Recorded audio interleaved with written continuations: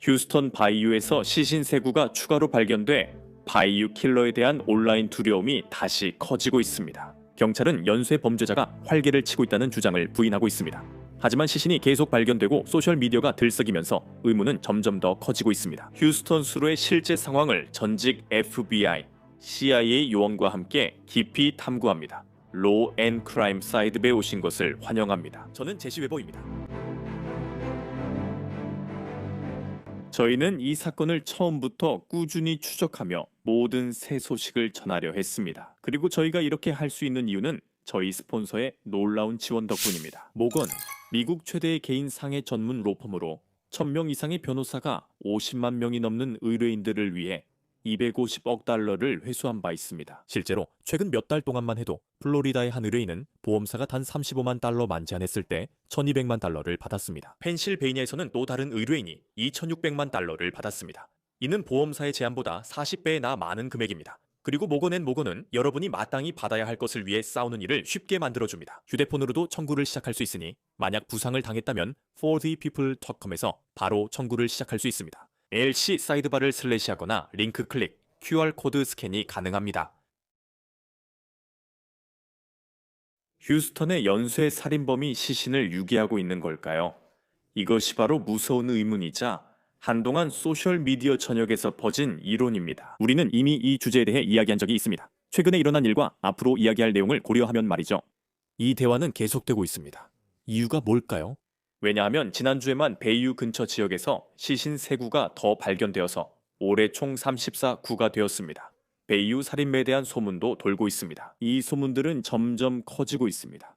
틱톡, 인스타그램에서 사용자들이 게시물을 올리고 연결하려 합니다. 이 점들로 사람들은 도시 수로에 사악한 존재가 숨어 있다고 확신하게 됐습니다. 그리고 이제 휴스턴 최고의 검사라고 할 수 있는 지방 검사장이 이 모든 걸 막으려고 하고 있습니다. 아니, 막으려고 애쓰고 있다고 해야겠네요. 꽤 강하게요. 해리스 카운티 지방 검사 션 티어는 내셔널 브로드캐스팅 컴퍼니 계열사 KPRC와의 인터뷰에서 아무것도 없습니다. 아무것도 라고 분명히 밝혔습니다. 그리고 저는 분명히 하고 싶습니다. 여기서 연쇄 살인범이 활동하고 있다는 주장은 공식적으로 부인된다는 점을 말씀드립니다. 그렇다면 만약 포식자가 아니라면, 그렇죠? 연쇄적인 포식자도 아니고 연쇄 살인범도 아니라면 여러 사람이 함께 행동하고 있다는 말인가요? 시신들이 계속 해안에 떠밀려오는 원인은 무엇일까요? 당국은 휴스턴의 노숙자 문제, 위기 상황, 정신 건강 문제, 그리고 이 환경의 위험성이 결합된 가슴 아픈 결과라고 말합니다. 2500마일 이 넘는 수로에 대해 이야기하고 계시지만 소문이 계속 돌게 만드는 사실이 하나 있습니다. 이로 인해 많은 의문이 제기되고 있습니다. 이것이 가족들이 답을 받지 못하는 이유입니다. KPRC 이카 해리스 카운티 검시관 사무실 자료에서 확인했습니다.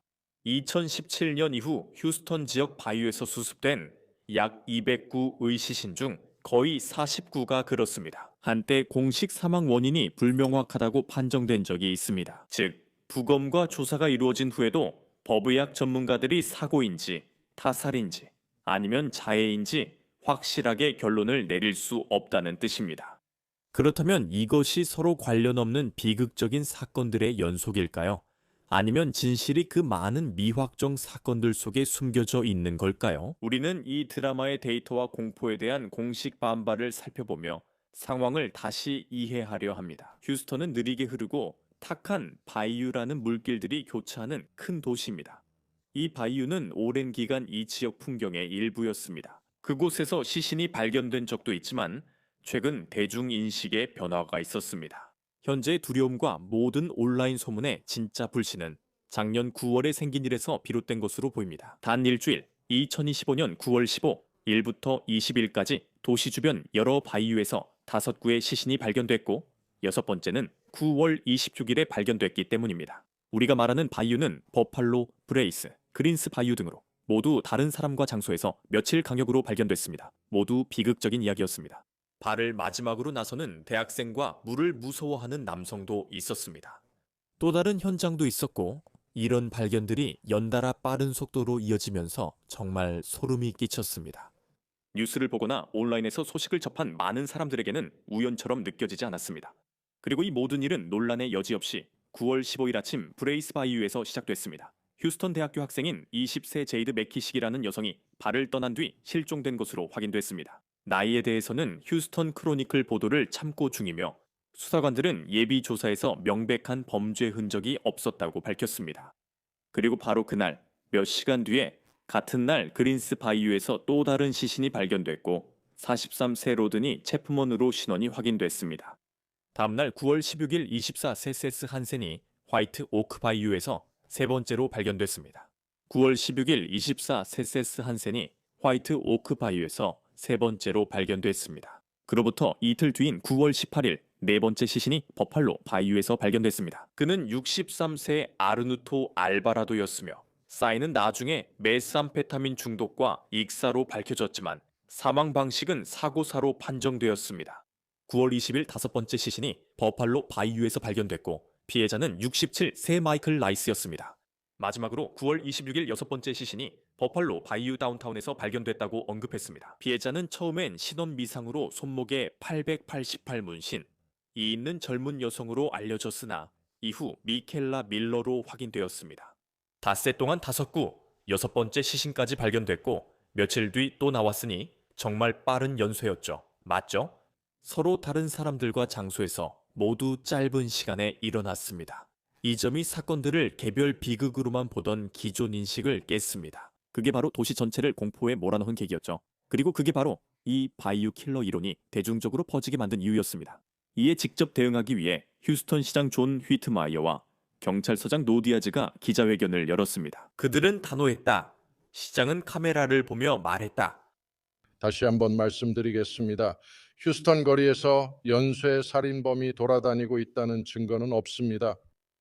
그런 일이 생기면 제 입으로 가장 먼저 알리겠습니다. 현재 공식적으로 그 원인으로 더 넓고 심각한 사회 문제들이 지적되고 있습니다. 휴스턴의 많은 노숙자, 정신건강, 약물 남용 문제, 그리고 베이유의 위험한 지형 등이 포함됩니다. 이것이 수개월간 쌓인 긴장 배경입니다. 사람들은 반복되는 패턴을 두려워하고 당국은 자주 일어나지만 관련 없는 비극이라 주장합니다.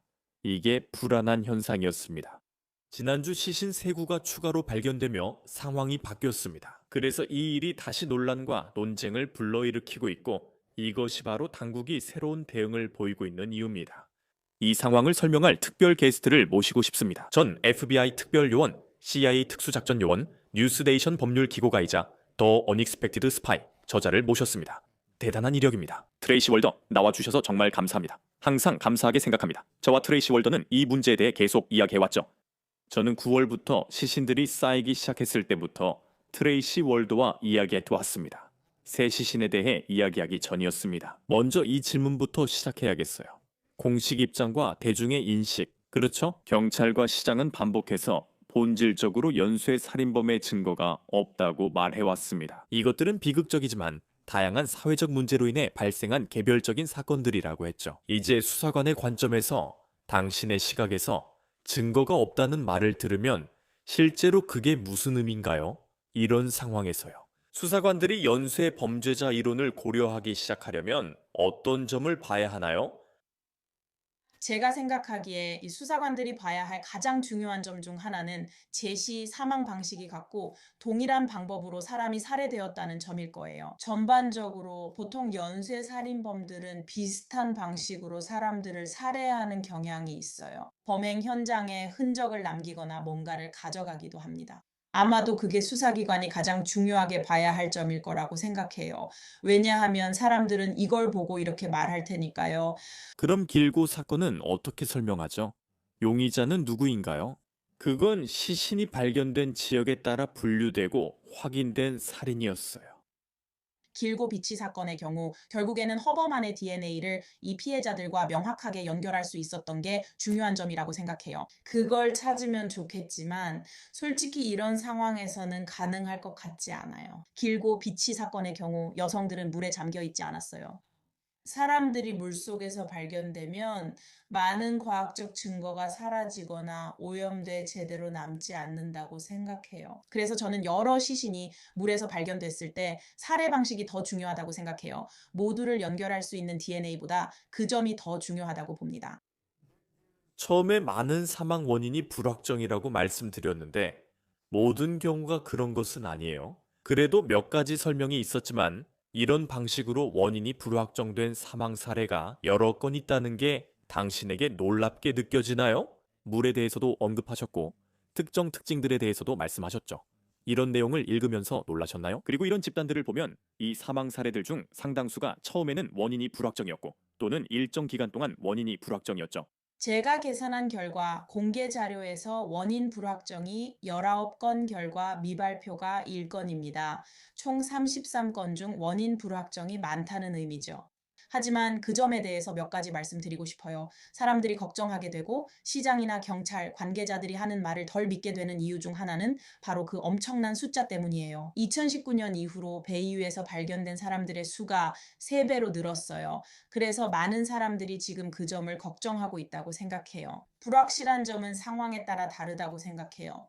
또 이 사람들이 언제, 어느 시기에 배유에 들어갔는지는 구체적으로 말하고 싶지 않아요. 이 모든 것들이 중요한 요소가 될 거예요. 그리고 솔직히 말해서 그들의 유해 상태 때문에 어떻게 사망했는지 알아내는 게 정말 어려울 수도 있어요. 특히 구타나 총상 같은 게 아니었다면 뼈에 어떤 흔적도 남지 않을 수 있거든요. 만약 약물 과다 복용 같은 상황이었다면 그 흔적이 사라졌을 수도 있어서 알아내지 못할 수도 있어요. 그리고 9월에 발생한 그 집단 사건을 보면요. 다양한 연령대, 성별, 서로 다른 사회적 배경을 가진 사람들이죠. 이 광활한 도시 곳곳에 서로 다른 수로에서 발견됐어요. 겉으로 보기에는 그렇죠. 전형적인 연쇄 살인범의 특징이 없어 보여요. 하지만 가능성은 있을까요? 트레이시, 혹시 범인이 일부러 수사관들을 혼란스럽게 하려고 의도적으로 이런 다양한 변화를 만들어내고 있을 가능성도 있지 않을까요? 제 생각에는 100이에요. 그러니까 버팔로 바이유는 전체적으로 약 500마일 정도에 이르거든요. 휴스턴 시내만이 아니라요. 버팔로 바이유와 브레이즈 바이유 이 두 곳에서 대부분의 시신이 발견된 것 같아요. 물론 다른 곳들도 있지만 브레이즈 바이유는 약 31마일 정도 되죠. 그렇게 보면 그건 정말 엄청나게 넓은 범위잖아요. 그래서 시신을 다른 곳에 유기하는 건 매우 쉽습니다. 하지만 물살로 시신이 이동할 수도 있죠. 네, 그래서 뭐든 가능하다고 봅니다. 어떤 가능성도 완전히 배제하고 싶지는 않아요. 하지만 그 엄청난 규모 때문에 우리가 이렇게 많이 보고 있는 걸 수도 있죠. 하지만 확실히 말하긴 어려워요. 여기는 오스틴이나 10마일밖에 안 되는 레이디버드 호수와는 조금 달라요. 이 대화를 다시 불붙인 새로운 사건에 대해 이야기하고 싶어요. 좋아요. 왜냐하면 새해 시작 후 휴스턴 바이유에서 최근 시신 3구가 추가로 발견됐거든요. 12월 22일 일이었습니다. 한 시신은 휴스턴 다운타운 버팔로 바이유에서, 또 다른 시신은 파인밸리 브레이즈 바이유에서 발견됐습니다. 그리고 12월 24일 크리스마스 이브였습니다. 세 번째 시신은 라이스 밀리터리 인근 버팔로 바이유에서 발견됐으며 부검 결과는 아직 나오지 않았습니다. 이 일이 최근에 일어난 것을 생각하면 놀랍지 않습니다. 제 계산이 맞다면 2025년 한 해 휴스턴 바이유에서 인양된 시신은 34구입니다. 그러니까 거의 작년 전체 숫자와 맞먹는 거죠? 그 전해의 전체 숫자와도요. 트레이시, 이건 분명한 패턴이죠. 사람들이 잠 못 이루게 만드는 갑작스럽고 집중적으로 시신이 발견되는 급증 현상을 말씀하시는 거죠. 우리가 정확히 언제 한 시신이 그 장소에 버려졌는지는 알 수 없습니다. 아니면 다른 문제가 있는 건지도 모르죠. 누군가 스스로에게 무슨 일을 했다면 그 지역에서 언제 했는지 알 수 없습니다. 며칠 만에 시신이 3구나 추가로 발견된 걸 수사관 입장에서 어떻게 해석하시나요? 제 생각에는 그게 의미하는 바는 완전히 우려할 만한 상황이라고 말하고 싶지는 않아요. 하지만 동시에 아까도 말씀드렸듯이 2019년에 비해 시신의 수가 3배로 늘어났다는 건 저라면 주민이라면 걱정이 될 것 같아요. 제대로 순찰이 이루어지고 있는지 걱정이 되거든요. 네, 이해해요. 수백, 수천 에이커에 달하는 땅이 있다는 건 알지만 그렇다고 해도 이 지역들이 제대로 순찰되고 있는 걸까요? 혹시 악의적인 사람이 있지 않을까요? 이런 점들이 공공안전에 의문을 불러일으킵니다. 단순히 연쇄살인범이 있는 것만이 문제가 아닙니다. 그래서 공공안전의 관점에서 사람들이 걱정하는 걸 이해할 수 있어요. 특히 거의 연달아 사흘 동안 3구의 시신이 발견됐으니까요. 그리고 솔직히 이 사람들이 누구인지 보면 나이대는 다양하긴 하지만 실제로 여성은 3명뿐이고 나머지는 남성이에요. 그래서 사람들이 어떤 패턴을 보고 있고 그게 걱정이 되는 거라고 생각해요. 분명히 말씀드리자면 그 지역 지리에 익숙하지 않은 분들은 법 집행기관과 시장이 이 문제를 다루고 있다면? 이라고 생각할 수 있습니다. 그리고 소셜미디어에서 이렇게 많은 관심과 추측이 쏟아지고 있는데 왜 그냥 자원을 투입해서 바이유 주변을 집중적으로 수색하지 않는 걸까요? 아무도 근처에 못 오게 하려는 건가요? 아니면 무슨 일이 일어나는지 주의 깊게 보거나 감시 카메라를 많이 설치하려는 건가요? 이건 간단한 문제가 아닙니다. 설령 그게 허가된다고 해도 말이죠. 그렇죠? 정확히 말씀하셨어요. 저는 텍사스 사람이고 여기서 살아요. 바이유는 정말 달라요. 네, 그곳을 말을 타고 순찰하기도 하고 그 일을 전담하는 부대와 팀도 있어요. 말을 타고 순찰하고 자전거로도 순찰해요. 여긴 자동차로 순찰할 수 없는 곳이에요. 물론 더 넓은 지역을 효과적으로 감시하고 싶다면 드론을 사용할 수도 있어요. 하지만 이건 시카고의 호수 주변이나 오스틴처럼 제한된 구역에서 보는 것과는 또 달라요. 그래서 그런 곳엔 보안 카메라 설치가 훨씬 쉽지만 여기처럼 넓은 곳은 순찰이 어렵고 많은 인력이 필요해요. 이제 이 대응에 대해 묻고 싶어요. 네, 이 세 건의 새로운 발견에 직접적으로 대응해서 해리스 카운티 지방검사 션 티어가 이번 주 내셔널 브로드캐스팅 컴퍼니 계열사 KPRC와 단독 인터뷰를 했습니다. 그리고 그의 메시지는 우리가 지난 9월에 들었던 것과 강하게 일치했습니다. 이제 그가 한 말을 분명히 하고 싶은데요. 그는 이렇게 말했습니다. 아무것도 없습니다. 아무것도. 그리고 저는 정말 분명히 하고 싶습니다. 여기서 연쇄 살인범이 있다는 근거는 없습니다. 여러 이유로 사망했지만 연쇄 살인범과는 무관합니다. 그리고 그는 이 비극들의 원인을 휴스턴에 인용하자면 대규모 노숙자 문제와 광범위한 정신건강 및 약물 남용 문제가 결합된 것이라고 직접적으로 언급했습니다. 그는 구체적인 물리적 설명을 했습니다. 인용하자면 잘 알려지지 않은 사실이지만 바이유에 들어가면 빠져나오기가 매우 어렵다고 언급했습니다. 여기에 약물에 취한 사람이나 술에 취한 사람이 결합되면 어떻게든 상황이 훨씬 더 어려워진다고 했습니다. 그리고 그는 분명히 인정했습니다. 네, 범죄적으로 바이유의 시신이 유기된 경우가 있긴 하지만 그것이 지금은 자주 일어나는 일은 아니다라고 했습니다. 트레이시, 그 설명에 대해 어떻게 생각하시나요? 그리고 그는 그걸 어떻게 알고 있나요? 먼저 두 번째 질문에 답하자면 제시. 그게 문제라고 생각해요. 그래서 소셜미디어와 휴스턴 시민들 그리고 텍사스 사람들 사이에서 온갖 추측이 난무하는 이유일 수도 있다고 생각해요. 왜냐하면 문제는 19건, 20건 정도가 원인이 불분명하다고 여겨질 때라고 생각하거든요. 그리고 거기에다가 3건이나 4건 정도는 살인으로 분류되고 있어요. 실제 상황을 아는 사람은 이 중 7명 정도뿐이죠. 부검 결과 등으로요. 그래서 그가 모든 사람의 사망 원인을 다 안다고 단정하는 건 좀 무리라고 생각해요. 그들 중 2분의 3가 사망 원인이 불확실한데도 그렇게 말하는 건 다소 무책임하다고 생각해요. 하지만 다시 말하지만 이 사람들이 어떻게 사망했는지 비슷한 패턴을 관찰하지 않는 것 같아요. 그리고 일부는 분명히 심각한 노숙자 문제, 정신건강, 그리고 약물 중독 문제 때문이라고 생각해요. 하지만 사망 원인이 불확실한 경우에는 왜 그런지 알 수 없어요. 왜냐하면 그들에 대해 독성 검사나 그런 것들을 할 수 없기 때문이죠. 그가 그렇게 단서를 달았다면 더 잘 받아들여졌을 거라 생각해요. 알겠어요. 한 가지 분명히 해야 할 게 있어요. 네, 아주 분명하게 말씀드릴게요. 그가 방금 말한 게 모두 사실일 수도 있어요. 100% 사실일 수도 있죠. 하지만 그가 거짓말을 한다는 것도 아니고 사실을 왜곡한다는 것도 아닙니다. 하지만 이런 질문을 해야겠어요.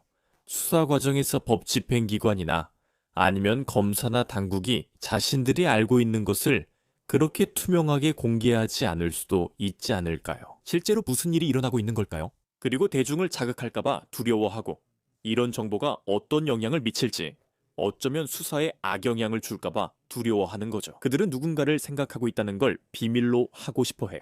선생님도 이런 경우를 경험하셨나요? 이전에 이런 경우를 본 적이 있나요? 대중에게 어떤 진술이나 결론이 발표된 적이요? 하지만 막상 뒤에서는 완전히 정반대의 일이 벌어지고 있는 거죠. 저는 분명히 그런 걸 본 적이 있어요. 분명히요.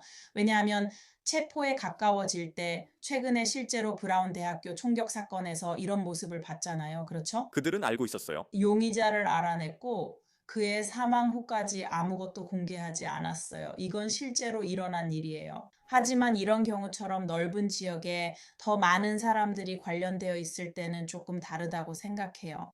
당신이 가진 모든 정보를 공개하지 않는 것은 공공의 안전을 위해서 매우 무책임한 일일 거예요. 그렇죠? 왜냐하면 시장이나 경찰서장은 휴스턴 시민들과 해리스 카운티 주민들의 안전을 지킬 책임이 있으니까요. 맞죠? 그게 그들의 가장 중요한 임무예요. 그래서 만약 공공 안전에 문제가 있다면, 만약 연쇄 살인범이 돌아다니고 있다면, 혹은 그런 징후가 조금이라도 있다면 그건 반드시 말해야 하고 주민들이 스스로 대비할 수 있도록 알려야 하는 거예요. 이럴 때는 대중의 도움이 필요하죠.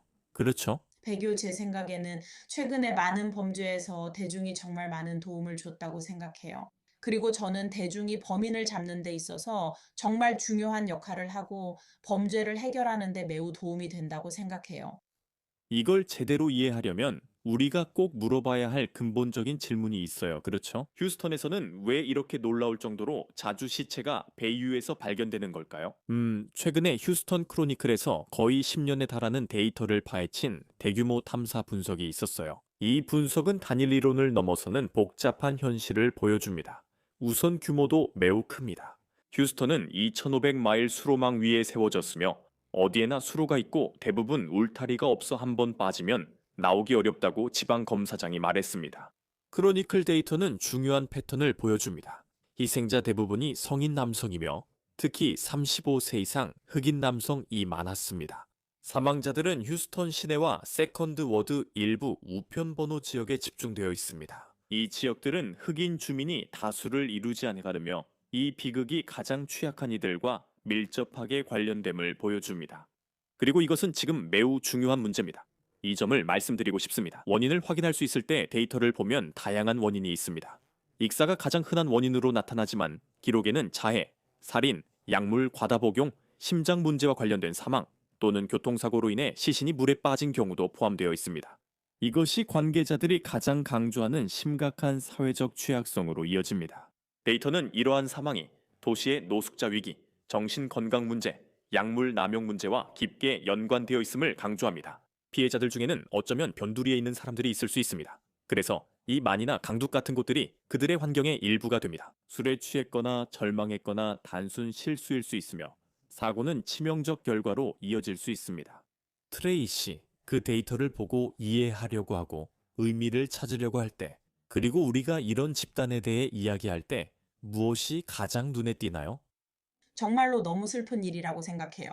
그리고 사망 원인을 모르는 데 기여하는 부분이나 처음부터 이 사람들이 실종 신고조차 되지 않은 이유 중 일부가 있다고 생각해요. 그리고 가족들이 나서지 않는 이유는 말씀하신 것처럼 많은 분들이 노숙자이거나 떠돌이 생활을 하고 있기 때문이에요. 그리고 저는 이것이 더 넓은 관점에서 중요한 부분이라고 생각해요. 왜냐하면 휴스턴에는 정말 바이유가 어디에나 있거든요. 그리고 실제로 일어나고 있는 일은 이 집단의 구성원들이 자신들에게 필요한 도움을 받지 못하고 있다는 점이라고 생각해요. 그리고 그 결과 음주나 그런 여러 가지 이유로 인해 이 사람들이 바이유에 빠지게 되고 빠져나오지 못하는 거예요. 저는 이것이 현재 우리가 직면한 더 큰 사회적 문제를 보여준다고 생각해요. 가셔야 하는 건 알지만 마지막으로 꼭 여쭤볼 게 있습니다.